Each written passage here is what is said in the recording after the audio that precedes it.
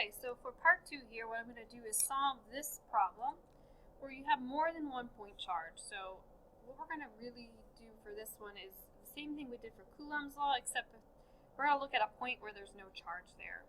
So we're going to be using this equation, and I'll come back to it in a second. Hold on one moment. Come back to this, go back to this, now do this, haha. There we go. We're actually going to be using this equation, the electric field equation, just like this, for each of the point charges to solve for the system right here. So looks like we have a 3, 4, 5 triangle.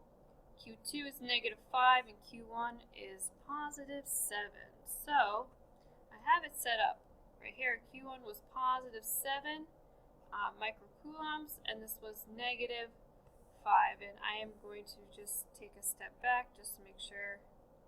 Oops. Step forward. So -5 micro. Yep. Okay. -5 micro. Like this. Okay, kind of like I did before, what I'm going to do is first analyze the system at this point.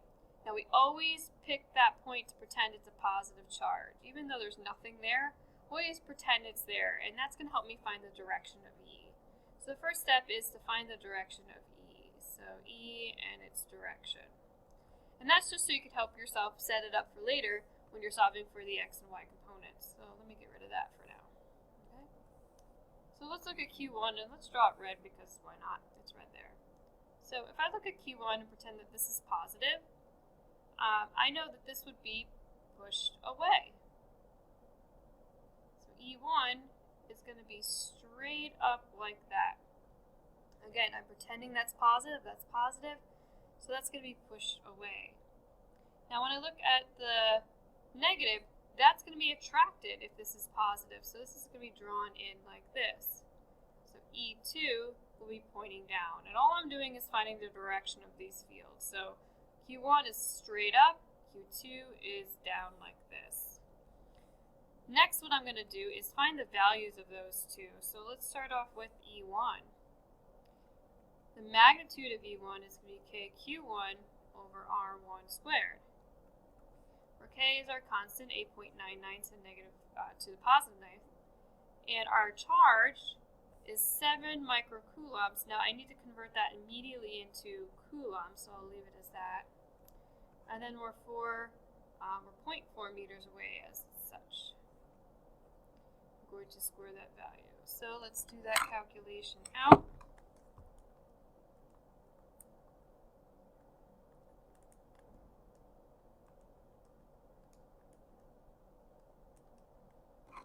And we're going to get a pretty large value because we're pretty close here, or by close I mean, the distances are small.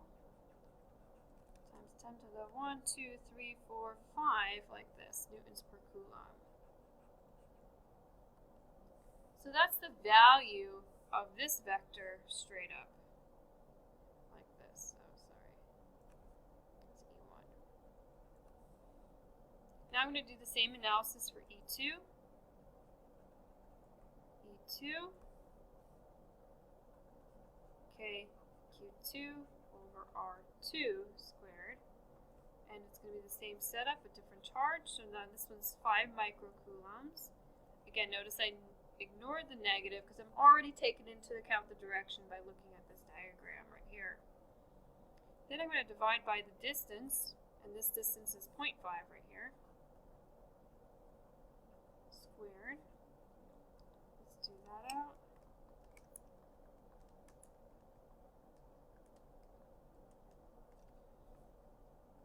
.8 times 10 to the, I believe, the fifth. 1, 2, 3, 4. Oops. 1, 2, 3, 4, 5. Correct.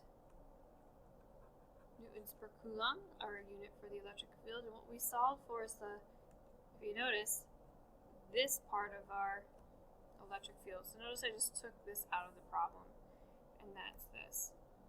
So now I need E1 and E2. I need their components. So if you notice, E1 is completely vertical, which makes it nice because that means there's no X component. There's no angle. So E1, X will be 0 because it's vertical. I'm just going to write in the note because it's vertical. vertical, but you don't need to do this usually. And then E1y, well, it's going to be the full value because it's completely vertical. Like that. Let's look at E2. So now E2 is different. Notice that we do have an angle. And notice to make this arrow, I have to go down into the right, like that. So notice this is going to draw a negative sign because we're going down, and this will draw a positive sign because we're going across. So this is E2x, this is E2y. And once again, we don't have the angle, so we need to solve for this piece. But remember, this is the hypotenuse, which is what we just solved over here. So to get this angle, I'm going to actually use these dimensions right here to figure out this angle. So I'll do this in black right here. So the angle of, I could use any sine function, but like I usually do, I use tangent y over x to give me my angle. So the inverse tan of 0.4 divided by 0.3 will give me 0.4 divided by 0.3 inverse tangent.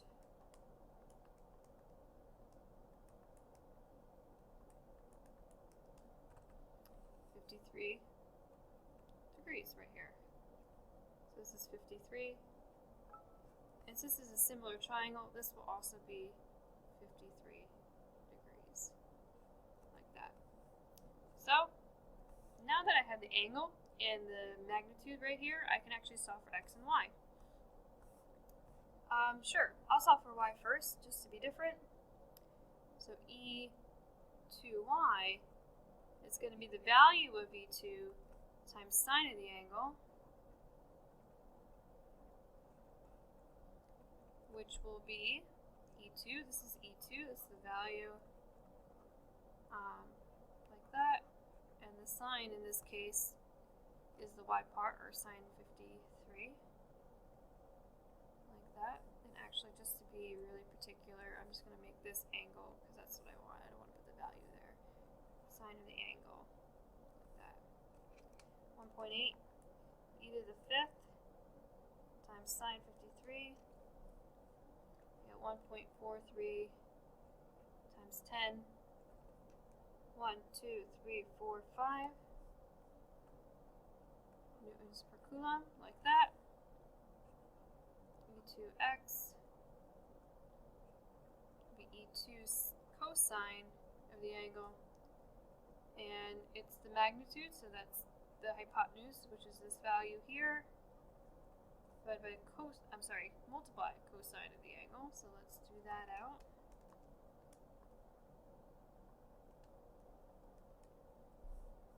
Get 1.08 to the 5th. Just gonna double check.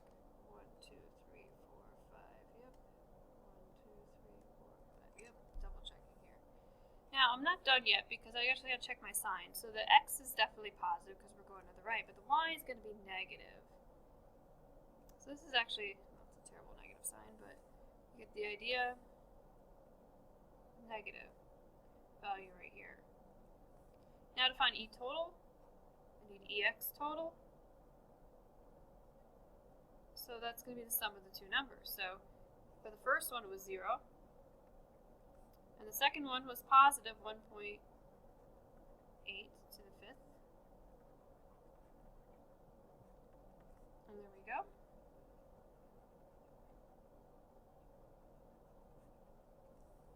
Not too bad. Now E total and the y will be positive 3.93. So I'm getting the E1y right here.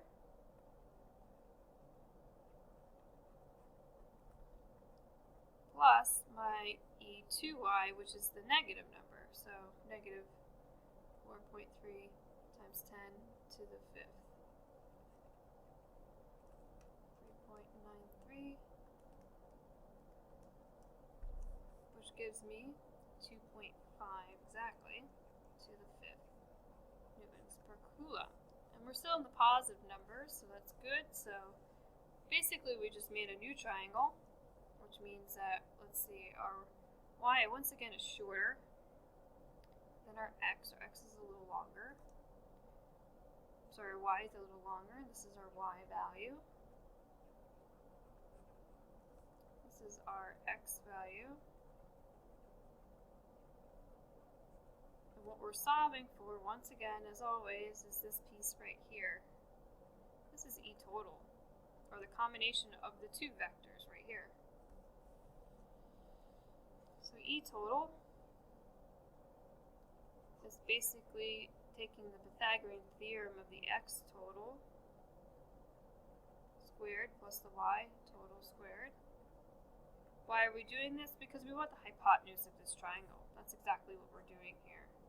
So we're going to get the hypotenuse of this triangle by doing that exactly. So the x is this value.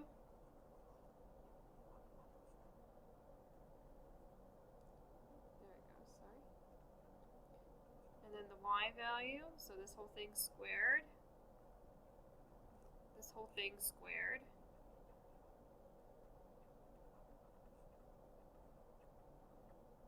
Like that. And let's do our E total. We're running out of time. Let's do this quickly.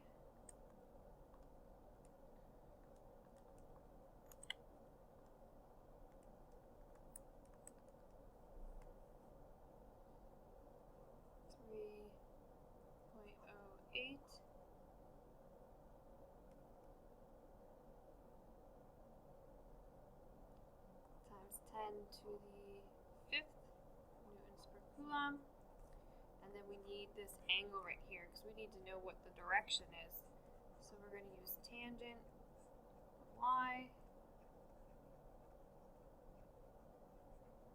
over x